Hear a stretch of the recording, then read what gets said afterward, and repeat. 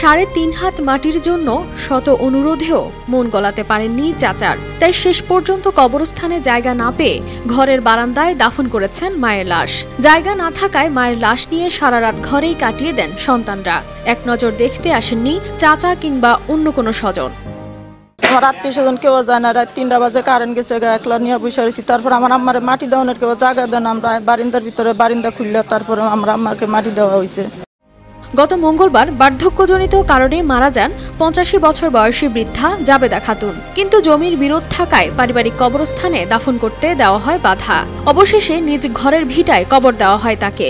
মহিলার কোনো জায়গা জমি ছিল না, ওনার আত্মীয় স্বজন অনেক টাকাওয়ালা জমি আছে, কিন্তু এই মহিলার মাটি দিতে দেয় না তাদের জায়গায়। তো এই মহিলার জায়গা যেটুকুই আছে এটুকের মধ্যে ঘর বিড়া আছে, ঘরের মধ্যে মাটি দিছে। 6000 mAh ব্যাটারির one and only power master NextG N73। ভোলার দৌলত খান উপজেলার আজিমউদ্দিন গ্রামের সর্দার বাড়িতে ঘটেছে এ ঘটনা। এমন ঘটনায় এলাকায় সৃষ্টি হয়েছে চাঞ্চল্য। এতে ক্ষোভ ও নিন্দা জানান এলাকাবাসী। না, এটা খুবই খারাপ লাগে আমার কাছে। আত্মীয় স্বজন থাকতে একজনের ঘরের মধ্যে কবর দেয়, না থাকতো তার কোনো কথা আছে। যদি জায়গায় দিত তাহলে তার ঘরের মধ্যে কবর দেওয়া হইতো না। মৃত জাবেদা খাতুনের ছেলে রফিজলের সঙ্গে একই বাড়ির তার চাচাতো ভাই রফিকের সঙ্গে দীর্ঘদিন ধরে চলছিল জমি নিয়ে দ্বন্দ্ব। আর এতে পারিবারিক কবরস্থানে মাকে দাফনে বাধা দেয় রফিক ও তার পরিবার। এলাকাবাসী ও মৃতের স্বজনদের অনুরোধেও নত হননি চাচা। পরে বুধবার তার ছেলেরা কোনো জায়গা না পেয়ে মাকে তাদের ঘরের বারান্দা খুঁড়ে মেঝেতেই দাফন করেন। লাশই তো দেখতে আসে না। সারাটা রাত একটা লাশ আমার বইনে ঘরে লইয়া বইয়া রয়েছে। এই বাড়িতে মনে 50 জন মানুষ আছিল, তো 50টা টুরকাইয়া পড়লে তো ঘরের গড্ডা ভরিয়া যেত। গ্রামে মানুষের কথা তো তারা মানে না। এই খোসেদের হানি মেম্বার হানি মেম্বার হাত ধরিয়া কইছে যে আমরা এক ওর কন যে আমার জায়গায় মাটি দিব, এর মাটির জন্য লাগবে না, কিন্তু সে কয়ও নয় এবং ওই লোক চাইতেও যায় না। বসতঘর ছাড়া নেই আর কোনো জমি জমা। চাচার জমিতে বাবার কবর দেওয়ায় কটূক্তিমূলক কথা শুনে মা জাবেদা খাতুন তার মৃত্যুর পর নিজের জমি ছাড়া অন্য জমিতে কবর না দিতে অনুরোধ করে গিয়েছেন ছেলেদের। বাপেরে মাইসের জায়গায় মাটি দিছি, বাপেরে ঝাড়ু দিয়ে বেরিয়েছে। তো যেই বেটির স্বামী মরছে, বেটির সামনে স্বামীরও ঝাড়ু দিয়ে বেরিয়েছে। তো বেটি তো শুনছে, শুনে আমার রিকোয়েস্ট করছে, বাবা আমার জায়গায় আমার তুই মাটি দিবি, মানুষের জায়গায় মাটি দিবি না। তো আমার মার কথা আমি পালন করছি। এ ঘটনায় কবর দেখতে বিভিন্ন এলাকা থেকে ভিড় করছেন শত শত মানুষ।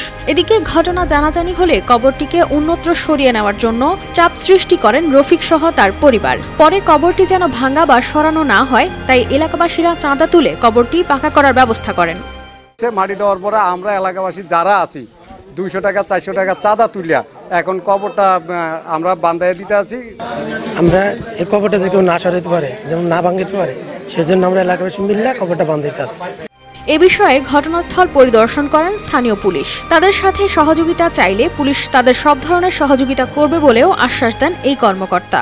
যদি ওই পরিবারের পক্ষ থেকে যদি আমাদের কাছে পুলিশের শরণাপন্ন হতো, অবশ্যই এই ঘটনার ব্যাপারে আমাদের আইনগত সকল প্রকার সহযোগিতা আমি করতাম।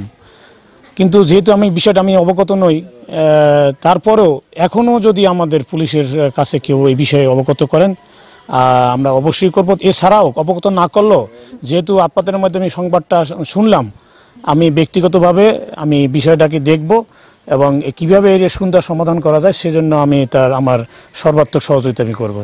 ৩.৫ হাত মাটির জন্য কোথাও না ঘটুক এমন ঘটনা। সহযোগিতা ও সহমর্মিতা গড়ে উঠুক সবার মাঝে, এমনটাই প্রত্যাশা। News desk, RTV।